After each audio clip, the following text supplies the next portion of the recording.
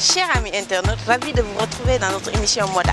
Comme ni ngeen ko gisee démb Dakar dafa taw na taw fort dëkk bi yëpp taana léegi tey ñu xëy dugg ci biir mbedd mi pour laaj nit yi nu ñuy solo bu tawee ba pare laaj leen yan daal ñoo gën a adéquat pour mën a jéggi flaque d'eau yi laaj leen ban tenue moo gën a confortable pour mën a dox ci taw bi ndax kon niñ ko xamee Dakar amul canalisation ba nga xamante ne day taw rek ndox bi dem aussi laajaale suñu piétons yi nu ñuy dundee jéggi tali bi.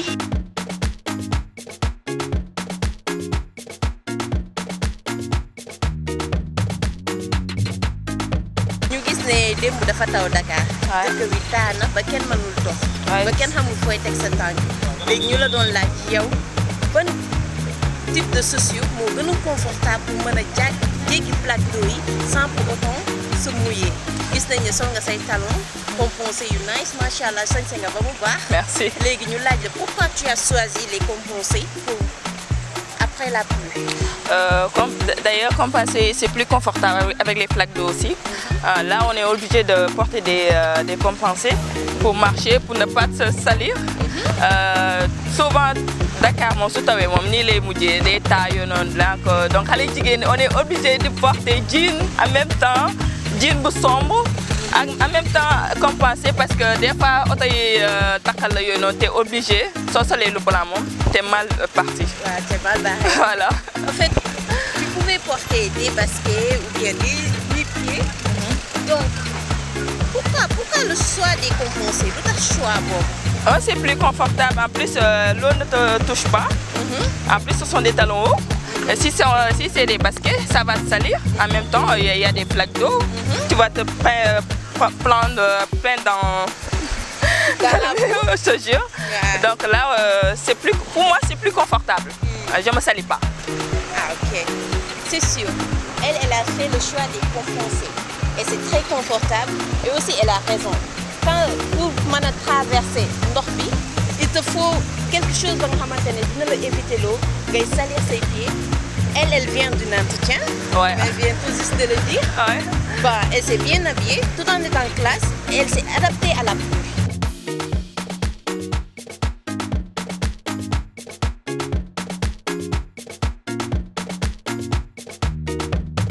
Salam alaikum mademoiselle. Maaleykum salam. Comment vous allez? Ça va bien. ñu gis ne sànq bi ngay jéggi oto bi. dafa jeté flaque d'eau yi ci say tànk. nooy dundee affaire boobu. Bon veille bi su amee taw moom vraiment c'est la catastrophe boo waree xëy pour jàngi. Du coup tu es obligé ngay génn heure bu gën a teel d'habitude. parce que gis nga sànq comme ni nga ko waxee bi may jéggi oto bi xaw tuuti mu yàq sama uniforme bi te école laa jëm bu doon damay ñibbi tamit c'est pas grave mais comme que école laa jëm aussi dafay xaw a doy waar daal. ñuy interpeller rek ñuy dawal ñu tolérant envers les piétons tamit. parce que c'est normal. ñu gis ne da nga ko boole ay ballerines. est-ce que c'est confortable pour mën a jéggi ndox bi consort. mais ak situation bi nii tu es obligé parce que déjà. Déjà je suis plus à l'aise avec les ballerines. Boo ko booleeg sa uniforme man je me sens plus à l'aise que taw bi muy taw comme mu ñàkk bañ a taw aussi man je suis plus à l'aise comme ça. ok léegi ñun ñu ngi interpeller suñu bopp conducteurs yi ñi nga xamante ne dañuy wax oto ñuy bàyyi xel si ñi nga xamante ne ñoom dañuy jéggi parce que boo ñëwee si flaque d'eau bi ak vitesse tu te rends pas compte mais da ngay taxal ki nga xamante ne moom mu ngi jëm si yoon. dañ koy taachal doo xam ndax entretien la jëm doo xam ndax day liggéey doo xam ndax day jàngi doo xam lan lay def léegi moom dañ koy dugal ci situation ya nga xamante ne elle sera obligée de retourner chez elle pour se changer c'est quelque chose ba nga xamante ne c'est anormal ñu leen di interpeller ci loolu. Merci.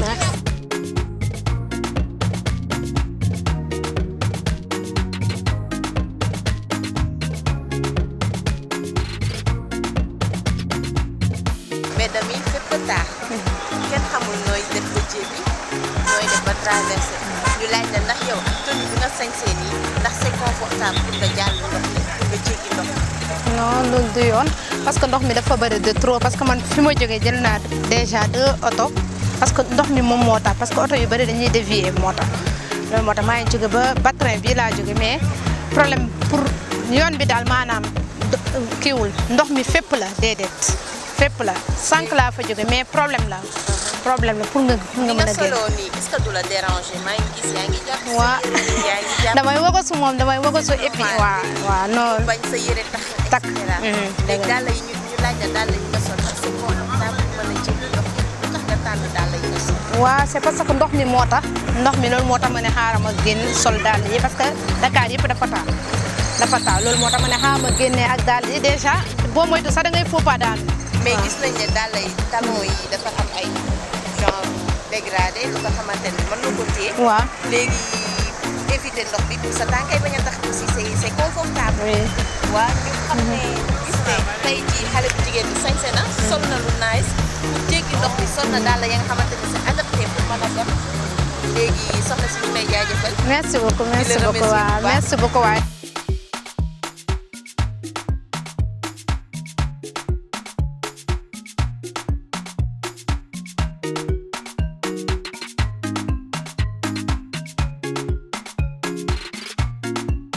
ça va. Ça va bien. yaa ngi si jàmm. Si jàmm waay. nekk suba gi. Ça va toujours. en fait ñu gis ne da nga xëy suba liggéey sëy te gis nañ ne mbedd mi yëpp ay plaques d'eau lañ pour nit ñi traverser c'est tout un problème aussi pour nga sol dàll ba nga xamante ne leer na ndox du koy yàq aussi c'est tout un problème ñu lay laaj comment tu as fait pour ñëw tey xëy si déjà wax ñu tamit yan dàll moo gën a confortable pour mën a jéggi ndox. waaw bon d'abord booy xool bu tawee déjà Dakar dafay am certaines zones dafay am problème de canalisation xam nga problème de canalisation souvent moom lay am des fois tu vois la fréquence des eaux et que par rapport à ça lu koy gën mën indi mooy tout simplement gars yi booy xool ci construction yi nu ñu ko defee wala soit tey jëluñu woon ay dispositions yoo xam ne c'était nécessaire ba nga xamante ne dinañ mën a dem jaar ci benn mbedd boo xam ne du am ndox et que lu xew tey fii ci cité kër góor gi moom moo xew que ce soit Wakam que ce soit feneen donc bu tawee à chaque fois moom coono la ñuy nekkee quoi finalement ça devient la théorie de la poule et de l'œuf c'est comme ça donc nguur gi moo ci war a jël ay matuwaay yu dëgër moom moo war a xool naka lay def ba nga xamante ne tey citoyens yi en quelque sorte ñoom bu ñuy génn par exemple ñoom tey di génn bu tawee ba pare duñu am problème irrigation parce que tey booy xool dëkk bu mel ni Côte d'Ivoire pleut pratiquement 9 sur 12 mais amuñ problème irrigation ndox beeg am évacuation d'eau yooyu. dañu am ay canalisation. waaw dañu am ay canalisation donc problème bi foofu la d'abord en plus il te faut aussi conséquences yi mooy déjà da ngay obligé wu booy liggéey soit am na yére yoo xam ne boo ko solee da ngay def ci sachet ba yegg soog ko mun solaat parce que déjà oto yi mun nañu romb dóor mu taxal que genre yeeg yooyu. wala soit nga jéem a ut ay yére yoo xam ne di nga ko sol ak dàll yoo xam ne que ce soit mu nekk yoo xamante ne ay toile la wala mu nekk dàll yoo xamante ne dañ ko fabriquer spécialement pour loolu pour ndox wala leneen quoi loolu nga mun def quoi mais déjà moom bu tawee moom coono la fii moom cité góor-góor gi dañoo mës a am ñoom problème en tout cas canalisation quoi loolu soit c'est les égouts soit c'est la pluie. oui c'est ça égouts yi wala taw bi genre yooyu te taw bi bu ñëwee yokk si dafay gën a am yaay affaire quoi. c'est tellement difficile même. gis nañ ne aussi sol nga ay dàll ya nga xamante ne on est sûr et certain que ndox bi du ko yàq te dina résister bu baax pourquoi le choix de ces chaussures? waaw bon d'abord le choix de ces chaussures bon ce sont des chaussures fermées yoo xamante ne di nga ko mën sol et puis boo ko solee bon di nga mën dem sans pour autant ndox bi mën la pénétrer directement mais tamit nag nekkul na yoo xam ne peut-être solide na am na yoo xam ne sont prédisposés davantage à la pluie mën ko résister mën si nekk yooyu moom am na mais pour nawet bi daal bu amee pour nga am daal yu dëgër carrément ça pose problème xanaa nga dem marché xool am na yoo xam ne c'est spécifiquement pour ça am na genre boîte yoo xam ne dañ koy jaay comme yu sapeur pompier yi di sol genre yooyu yoo xam ne spécialement pour ndox la dina ko mën résister quoi contrairement comment dirais-je aux miennes qui ne sont pas du cas genre yooyu. Mais aussi dans ce cadre-là bu fekkee ne boîte yooyu la c'est pas convenable pour l'amener au bureau normal que nga sol dàll yi pour mën a ñëw bureau. waaw c'est plus classe et c'est plus adapté à l'endroit où vous allez. waaw déjà bu fekkee benn affaire daf la dab bu fekkee déjà benn affaire dab na la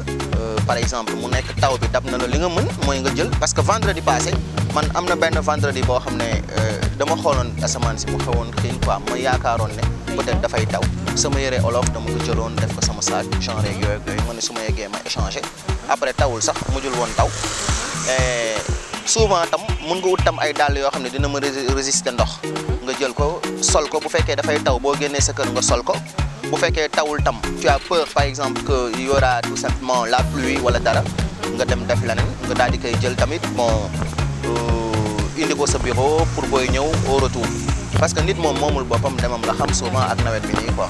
C'est évident. Bon, ñu ngi lay remercier. Merci. Sa temps bi ñu Je vous remercie vous aussi. di la jaajëfal. Merci à toi aussi. Merci. Ok.